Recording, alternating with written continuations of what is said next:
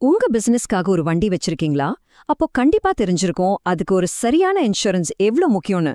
ஆனா எது அந்த சரியான இன்சூரன்ஸ்? வாங்க இந்த கமர்ஷியல் வெஹிக்கிள் இன்சூரன்ஸ் பத்தின எல்லாத்தையும் சிம்பிளா தெளிவா பார்க்கலாம். சரி, இன்னைக்கு நாம என்னென்னலாம் பார்க்க போறோம்னா, நாலு முக்கியமான விஷயம்தான். ஃபர்ஸ்ட், இந்த இன்சூரன்ஸ் எதுக்கு இவ்வளோ அவசியம்? ரெண்டாவது, என்னென்ன பாலிசி டைப்ஸ் இருக்கு? மூணாவது, அந்த பிரீமியம்னு சொல்றாங்களே, அதை எதை வச்சு கணக்கு போடுறாங்க? கடைசியா, தேவைப்பட்டா எப்படி சரியா கிளைம் பண்றதுன்னு தெரிஞ்சுக்கலாம். சரி, வாங்க ஆரம்பிச்சிடலாம். முதல் கேள்விக்கே வருவோம். இந்த இன்சூரன்ஸுங்கிறது ஏதோ நம்ம விருப்பப்பட்டா எடுத்துக்கலாங்கிற மாதிரி ஒரு ஆப்ஷன் கிடையாது. இது ஒரு கட்டாயம். ஆனா ஏன்? நிறைய பேர் நினைக்கிற மாதிரி சும்மா சட்டத்துக்காக மட்டும்தான் இன்சூரன்ஸ் எடுக்கணுமா? இல்ல இதுக்கு பின்னாடி நம்மள பாதுகாக்கிற வேற பெரிய காரணங்கள் இருக்கா? வாங்க அத பத்தி தான் இப்ப பார்க்க போறோம். இதுக்கு பாத்தீங்கன்னா ரெண்டு முக்கியமான காரணங்க இருக்கு. ஒன்னு, ஆமா இது சட்டப்படி கட்டாயம். ரெண்டாவது, அதைவிட முக்கியமா இது நம்மளோட நிதி பாதுகாப்பு. அதாவது திடீர்னு வர பெரிய செலவுல இருந்து நம்ம பணத்தை காப்பாத்துற ஒரு கவசம் மாதிரி. பாருங்க, இது யாரோ சொல்ற ஒரு அட்வைஸ் கிடையாது. நம்ம நாட்டு மோட்டார் வாகன சட்டம் 1988ல ரொம்ப தெளிவா சொல்லிருக்காங்க.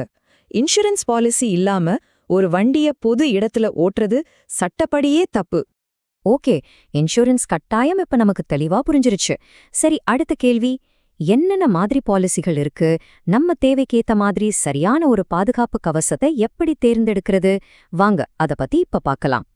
பொதுவா பாத்தீங்கன்னா உங்க முன்னாடி ரெண்டு முக்கியமான தேர்வுகள் இருக்கும். இந்த ரெண்டுக்கும் இருக்கிற அந்த சின்ன வித்தியாசத்தை நீங்க புரிஞ்சுக்கிட்டாலே போதும், பாதி குழப்பம் தீர்ந்த மாதிரி தான். இங்க பாருங்க, இந்த ரெண்டுக்கும் உள்ள வித்தியாசம் ரொம்ப சிம்பிள். ஒன்னு, தேர்ட் பார்ட்டி லயபிலிட்டி. இது என்ன பண்ணுனா, உங்க வண்டியால மத்தவங்களோட வண்டிக்கோ சொத்துக்கோ இல்ல அவங்களுக்கோ ஏதாவது சேதமாச்சுன்னா அதை மட்டும் கவர் பண்ணும். இது சட்டப்படி மினிமம் தேவை. ஆனா உங்க வண்டிக்கு ஏதாவது ஆச்சுன்னா அதுக்கு இதுல கவர் கிடையாது. இப்ப ரெண்டாவது ஆப்ஷன், காம்ப்ரிஹென்சிவ். இதுல தேர்ட் பார்ட்டி கவர் கூடவே உங்க சொந்த வண்டிக்கு விபத்து, திருத்து, தீ விபத்து, ஏன் இயற்கை சீற்றத்தால ஏற்படுற சேதத்துக்கும் முழு பாதுகாப்பு கிடைக்கும். யோசிச்சு பாருங்க, உங்க வாகனம் உங்க பிசினஸோட ஒரு பெரிய சொத்து. அத பாதுகாக்க காம்ப்ரிஹென்சிவ் பாலிசி தான் பெஸ்ட் சாய்ஸ். சரி, ஒரு காம்ப்ரிஹென்சிவ் பாலிசியை எடுத்தாச்சு, அதோட நிறுத்திக்கலாமா? இல்ல, அதை விட இன்னும் சூப்பரான பாதுகாப்பு வேணும்னா அதுக்கு தான் ஆட்-ஆன்ஸ்னு ஒன்னு இருக்கு. இது மூலமா உங்க பாலிசியை இன்னும் பவர்ஃபுல்லா உங்க தேவைக்கு ஏத்த மாதிரி மாத்திக்க முடியும். இதுல ரொம்ப பாப்புலரா இருக்கிற சில ஆட்-ஆன்கள் என்னென்னா, zero depreciation, engine protection, road side assistance. இதுல இந்த ஜீரோ டிப்ரிசியேஷன் ரொம்பவே யூஸ்ஃபுல். ஏன்னா சாதாரணமா கிளைம் பண்ணும்போது உங்க வண்டியோட பாகங்களுக்கு தேய்மானம்னு சொல்லி ஒரு தொகையை பிடிப்பாங்க. ஆனா இந்த ஆட்-ஆன் இருந்தா அந்த பிடித்தம் இல்லாம உங்களுக்கு முழு கிளைம் தொகையும் கிடைக்கும். ஓகே, இவ்ளோ பாதுகாப்பு பத்தி பேசிட்டோம். இதுக்கெல்லாம் நாம எவ்வளவு பணம் கட்டணும், அதாவது நம்மளோட பிரீமியம் தொகைய எப்படி கணக்கு போடுறாங்கன்னு தெரிஞ்சுக்க வேண்டாமா? வாங்க அத பத்தி இப்ப பார்க்கலாம். நம்ம பிரீமியம்ங்கிறது சும்மா ஏதோ ஒரு நம்பர் கிடையாது. இன்சூரன்ஸ் கம்பெனிகள் பல காரணிகளை வச்சுதான் அதை கணக்கிடுறாங்க. உங்க வண்டியோட ரிஸ்க பொறுத்து தான் உங்க பிரீமியம் இருக்கும். அப்படி என்னென்ன காரணிகள்னு பார்க்கலாமா? இதுல ரொம்ப முக்கியமான ஒரு விஷயம் என்னன்னா ஐடிவி, அதாவது இன்ஷோர்ட் டிக்ளேர்ட் வேல்யூ. சிம்பிளா சொல்லணும்னா உங்க வண்டியோட இன்னைய மார்க்கெட் விலை. ஒருவேளை வண்டி திருடு போயிட்டாலோ இல்ல முழுசா சேதம் அடைஞ்சிட்டாலோ இன்சூரன்ஸ் கம்பெனி உங்களுக்கு கொடுக்கக்கூடிய அதிகபட்ச தொகை இந்த ஐடிவி தான். சுருக்கமா சொல்லப்போனா உங்க பிரீமியத்தை தீர்மானிக்கிறது 4 முக்கிய விஷயங்கள். ஒன்னு, நாம இப்போ பார்த்த ஐடிவி.